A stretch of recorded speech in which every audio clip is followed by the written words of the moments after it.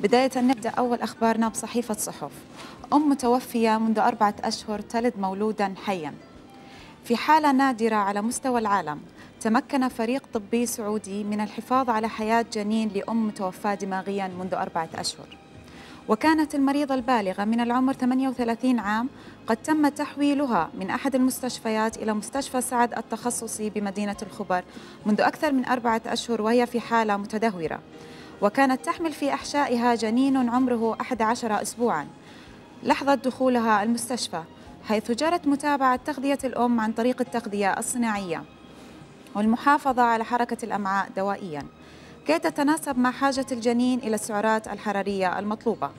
لكن لشدة المرض حدث الموت الدماغي للسيدة، مما جعل أهم أولويات الفريق الطبي المحافظة على الجنين داخل أحشاء الأم قدر الإمكان. وبعد 28 أسبوعاً ويومين من بدء الحمل، لوحظ التراجع الوظيفي لمشيمة الجنين وتوقف نموه مع ملاحظة بدء التدهور في الوظائف الحيوية له. ومن هنا كان قرار الفريق الطبي بالإجماع بضرورة إجراء عملية قيصرية لولادة الجنين فوراً، وتمت الولادة بسلام للمولود وكان ذكر. وأضاف أنه تم إجراء فحص الموجات فوق الصوتية على دماغ الطفل وقلبه، وأجريت كافة تحاليل الكلى والكبد والتي أفادت بسلامة جميع الأجهزة الداخلية به، فسبحان الخلاق المتصرف. انتقالا أعزائي المشاهدين إلى الخبر الثاني الذي نقلناه لكم من صحيفة شرق. هاتف محمول لتلبية احتياجات كبار السن. كشفت شركة سويدية للإلكترونيات النقاب عن هاتف محمول جديد يحتوي على وظائف وخواص تهدف لتلبية حاجات كبار السن. يحمل الهاتف الجديد اسم فون إيزي 610، وهو هاتف يمكن طيه مزود بأزرار كبيرة وواضحة وشاشة عريضة ساطعة ملونة.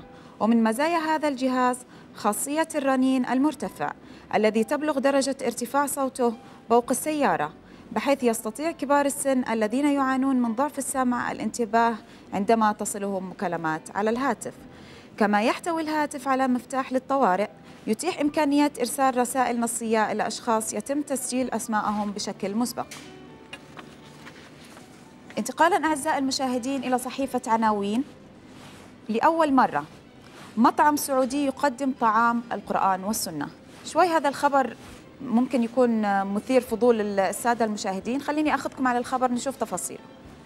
وافقت إدارة التراخيص على تشغيل أول مطعم سعودي متخصص في تقديم الأطعمة الواردة في القرآن الكريم والسنة النبوية الشريفة.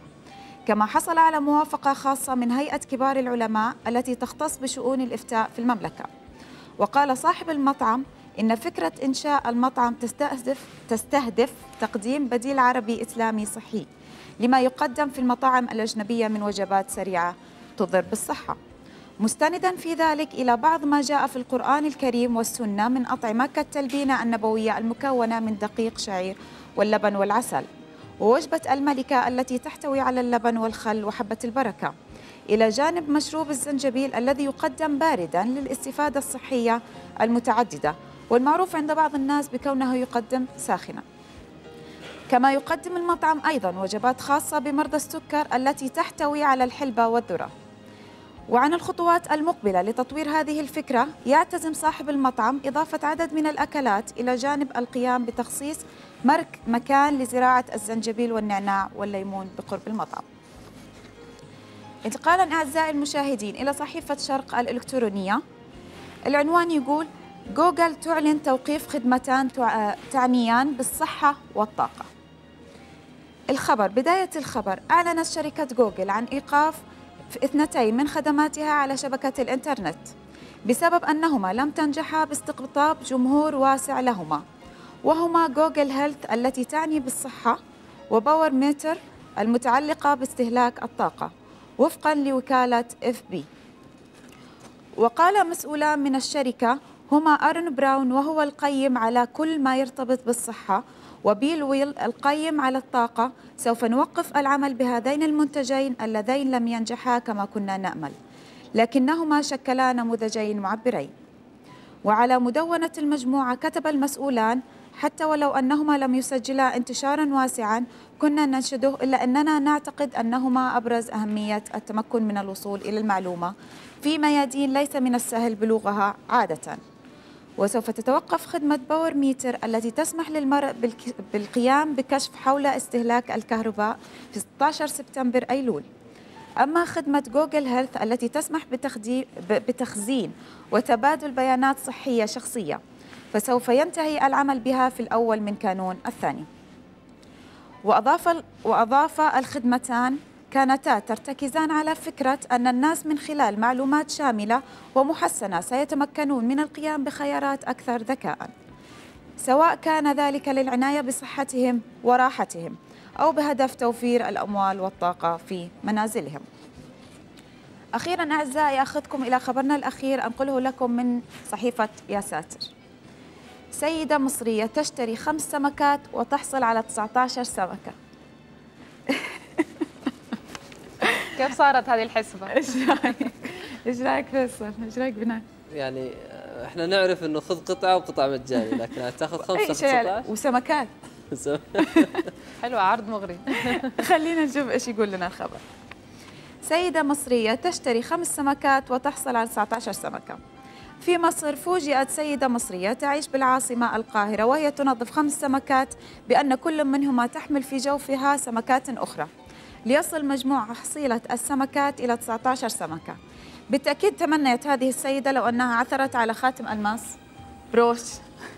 بروش ألماس أو عملة نادرة، لكن المؤكد أن العثور ليس على سمكة واحدة بل أنها عثرت على 5 سمكات حوامل. أوه زين. دفعة واحدة، يعني كل السمكات اللي اشترتهم طلعوا كلهم حوامل. شكلها محظوظة، يعني مش واحدة ولا 2 كلهم. يعني 19 صاروا 19 الخمسة.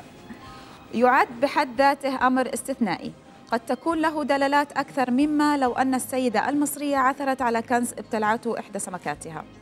بالإضافة إلى ذلك فإن هذه الحادثة تنصف نظرية أينشتاين النسبية، وإن اعتبر البعض أن كل شيء نسبي وأن العثور على السمكات الحوامل استثناء يؤكد القاعدة.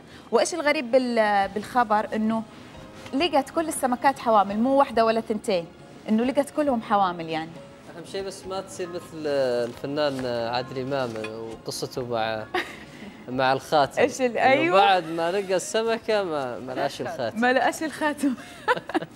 يعطيك العافية. يعني يعطيك العافية بنان، يعطيك العافية فيصل. أعزائي المشاهدين أشوفكم بكرة بأخبار جديدة غريبة مثيرة في الصحافة الإلكترونية. مع السلامة. شكرا يا منى، شكرا جزيلا للزميلة منى على هذه الأخبار المنوعة من صحافتنا الإلكترونية، ونتمنى أكيد إن شاء الله يكون أمتعناكم فيها. حنروح مباشرة للمطار ونشوف زملائنا بجاد ومعاذ مين هم الضيوف ومين هم المسافرين اللي تعرفوا عليهم، وأكيد عندهم أخبار كثير حيعرفونا عليها وعلى الاستعدادات في مطار الملك خالد الدولي